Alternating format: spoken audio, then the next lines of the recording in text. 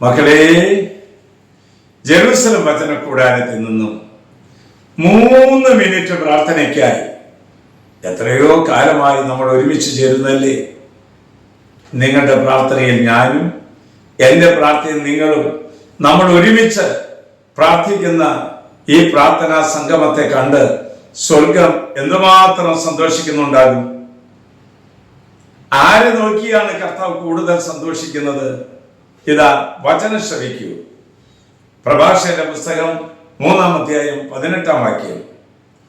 നീ എത്ര ഉന്നതനാണോ അത്രമാത്രം വിനീതനാകുക, അപ്പോൾ കർത്താവിൻ്റെ കൃപ നിനക്ക് സംലഭ്യമാകും. പ്രിയപ്പെട്ടവരെ, ഉചിതമായത് ചെയ്യാൻ, ഉചിതമായത് പറയാൻ ദൈവത്തിൻ്റെ കൃപ വേണം. ഈ കൃപ ഒഴുകി വരുന്ന സ്രോതസ്സാണ് വിനയം, വിധേയത്വം. അതാണ് പരിശുദ്ധ അമ്മ പറഞ്ഞത്, ഇതാ കർത്താവിൻ്റെ ദാസി, നിന്റെ വചനം പോലെ എന്നിൽ നിറവേറട്ടെ എന്ന്. ഉപകാരമുള്ളതും പ്രയോജനമുള്ളതും തീരുമാനിക്കാൻ നമുക്ക് കഴിയണമെങ്കിൽ ദൈവത്തിൻ്റെ കൃപ നമുക്ക് വേണം. കൃപയില്ലാത്തതിൻ്റെ പേരിൽ കുടുംബങ്ങൾ ശിഥിലമായി പോകുകയാണ്.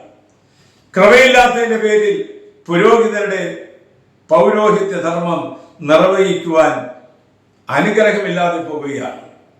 അതുകൊണ്ട് ദൈവകൃപയിലും ദൈവസ്നേഹത്തിലും ഒരു വ്യക്തി വ്യാപരിക്കണമെങ്കിൽ അവൻ അത്യന്തം വിനീതനായിരിക്കണം.